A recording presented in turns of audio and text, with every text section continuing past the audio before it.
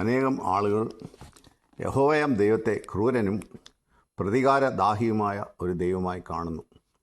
ക്രിസ്ത്യാനികൾക്കിടയിൽ പോലും ഇങ്ങനെ ചിന്തിക്കുന്നവർ ഏറെയുണ്ട്. എന്നാൽ എന്താണ് സത്യം?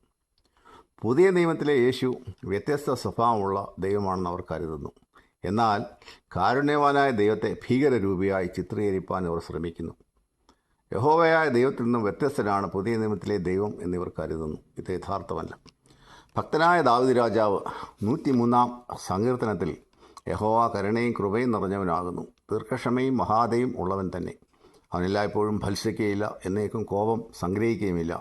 അവൻ നമ്മുടെ പാപങ്ങൾ ഒത്തവണ്ണം നമ്മോട് ചെയ്യുന്നില്ല, നമ്മുടെ അകൃത്യങ്ങൾക്ക് തക്കവണ്ണം നമ്മോട് പകരം ചെയ്യുന്നതുമില്ല എന്ന് പറഞ്ഞിരിക്കുന്നു. വീണ്ടും മറ്റൊരു സങ്കീർത്തനത്തിൽ കർത്താവെ, നല്ലവനും ക്ഷമിക്കുന്നവനും നിന്നോട് അപേക്ഷിക്കുന്നവരൊക്കെയും മഹാദയാലുവും ആകുന്നു. സങ്കീർത്തനം 86-5 എന്ന ഭക്തൻ ദൈവത്തിൻ്റെ കരുണയെ വർണ്ണിക്കുന്നു. യെശയ്യാവിൻ്റെ പുസ്തകം ദൈവപ്രകാരം പറയുന്നു, സകല ഭൂവാസികളുമുള്ളവരെ എങ്കിലേക്ക് തിരിഞ്ഞ് രക്ഷപ്പെടുവീൻ, ഞാനല്ലാതെ വേറൊരു ദൈവമില്ലല്ലോ. യെശയ്യാവ് 45-22. ലോകത്തിലെ എല്ലാ ആളുകൾക്കുമുള്ള ഒരു ക്ഷണമാണിത്. ആരെയും ഒഴിവാക്കിയിട്ടില്ല. ഇങ്ങനെ മനുഷ്യവർഗത്തെ ഒന്നുകൂടെ തന്നിലേക്ക് ആഹ്വാനം ചെയ്യുന്ന രക്ഷകരോ ദേവന്മാരോ ഇല്ല. തൻ്റെ ഏകജാതനായ പുത്രനിൽ വിശ്വസിക്കുന്ന ഏവനും നശിച്ചു പോകാതെ നിത്യജീവൻ പ്രാപിക്കേണ്ടതിന് ദൈവം അവനെ നൽകുവാൻ തക്കവണ്ണം ലോകത്തെ സ്നേഹിച്ചുവെന്ന് വിശുദ്ധ യോഹന്നാൻ 3:16 പറയുന്നു. എല്ലാ മനുഷ്യവർഗത്തോടും തൻ്റെ നന്മയും കരുണയും വെളിപ്പെടുത്തുവാനായിട്ടാണ് പിതാവായ ദൈവം യേശുക്രിസ്തുവിനെ ലോകത്തിലേക്ക് അയച്ചത്. ഇങ്ങനെയുള്ള ദൈവത്തെയാണ് ചില ക്രൂരനും പ്രതികാരദാഹിയുമായി ചിത്രീകരിക്കുന്നത്. മോശ മുതൽ യോഹന്നാൻ സ്നാപകൻ വരെയുള്ള എല്ലാ പ്രവാചകരെയും യഹോവയുടെ പ്രവാചകന്മാരായിട്ടാണ് അറിയപ്പെടുന്നത്.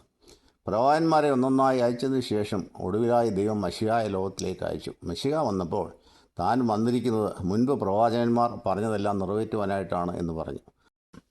എളിയവരോട് സദ്വർത്തമാനം ഘോഷിപ്പാൻ യഹോവ എന്നെ അഭിഷേകം ചെയ്തിരിക്കുക. യഹോവയായ കർത്താവിൻ്റെ ആത്മാവ് എൻ്റെ മേലിരിക്കുന്നു. ഹൃദയം തകർന്നവരെ മുറിവ് കെട്ടാനും തടവുകാർക്ക് വിടുതലും ഭക്തന്മാർക്ക് സ്വാതന്ത്ര്യം അറിയിപ്പാനും എന്നെ അയച്ചിരിക്കുന്നു എന്ന യെശയ്യാ പ്രവാചകൻ്റെ വചനം ഉദ്ധരിച്ചുകൊണ്ടാണ് യേശു തൻ്റെ പ്രവൃത്തികൾ ആരംഭിച്ചത്. യെശയ്യാവ് 61:1-4 വരെ. യെശയ്യാവ് 53-ാം അധ്യായത്തിൽ പറയുന്ന ഓരോ വാക്കുകളും കർത്താവായ യേശുക്രിസ്തുവിൻ്റെ ക്രൂശമരണത്തെ സംബന്ധിച്ചുള്ളതാണ്. പഴയ നിയമം പഠിക്കാതെ പുതിയ നിയമം ഗ്രഹിക്കുവാൻ സാധ്യമല്ല. പഴയ നിയമത്തിലെ ദൈവവും പുതിയ നിയമത്തിലെ ദൈവവും തമ്മിൽ ഒരു വ്യത്യാസവുമില്ല. പുതിയ നിയമവും പഴയ നിയമവും ഒരേ ദൈവം തന്നെയാണ് നൽകിയിരിക്കുന്നത്. എന്നാൽ ഇപ്പോൾ ദൈവത്തിൻ്റെ മനുഷ്യപ്രീതിയും സ്നേഹവും ഉദിച്ചതായ സമയമാണെന്ന് വിശുദ്ധ വേദപുസ്തകം വെളിപ്പെടുത്തുന്നു. സകല മനുഷ്യർക്കും രക്ഷാകരമായ ദൈവകൃപ ഉദിച്ചുവല്ലോ എന്ന് ഇതേക്കുറിച്ച് വിശുദ്ധ വേദപുസ്തകം പറയുന്നു. ടൈറ്റസ് 2:11.